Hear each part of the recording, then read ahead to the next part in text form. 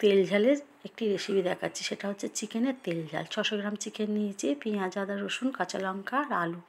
আলুগুলো ছাড়িয়ে আমি একটুখানি গর্ত করে নিচ্ছি, একটু ছোটো ছোটো করে ফুটো একটু ট্যাপ ট্যাপ করে নিচ্ছি, যাতে এতে তেল ঝাল মশলাটা ঢুকে যায়।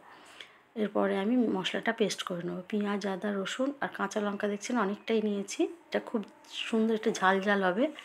এরপরে আমি একটু হাফ টমেটো দিয়ে আমি মশলাটা পেস্ট করে নিচ্ছি।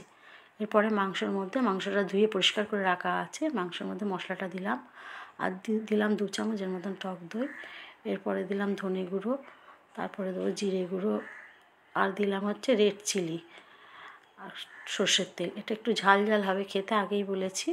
খুব ভালো করে আমি মাখিয়ে নিলাম মশলাটা। আমার হাতে সময় নেই, যদি আধ ঘন্টা রেখে দেন আরও ভালো হয়। আমি কড়াইয়ে তেল দিয়ে আলুগুলো দিয়ে দিলাম। আলুগুলো একটু ভাজা ভাজা করে নেবো। আমি এটা বলেই দিয়েছি হলুদ ছাড়া, এতে হলুদ পড়বে না। একটু আলুগুলো ভেজে নেবো, তারপরে মাংসটা এর মধ্যে আমি দিয়ে দেবো। ম্যারিনেট করা মাংসটা আমি এর মধ্যে ঢেলে দেবো। এটাকে খুব ভালো করে কষাতে হবে। মাংসটা যত কষাবেন খেতে তত ভালো হবে মাংসটা। এইভাবে কষিয়ে নেবেন খুব ভালো করে। এবার আমি বাটিটা ধুয়ে একটু জল দিয়ে দেবো ওর মধ্যে, দিয়ে ঢাকা দিয়ে দিলাম। ঢাকা দিয়ে এটাকে আমি খুব ভালো করে কষিয়ে নেব।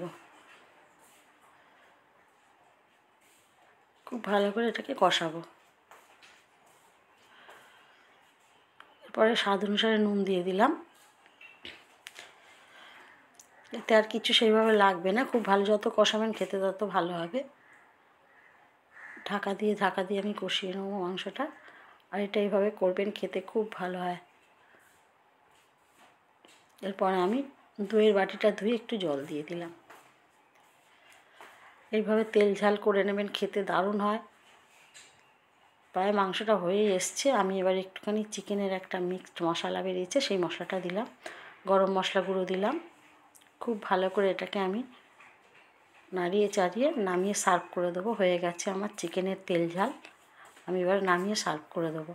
ভালো লাগলে লাইক করবেন, শেয়ার করবেন, কমেন্টসে জানাবেন ভালো লাগলো কি না, সাবস্ক্রাইব করবেন। হয়ে গেছে আমার চিকেনের তেল ঝাল।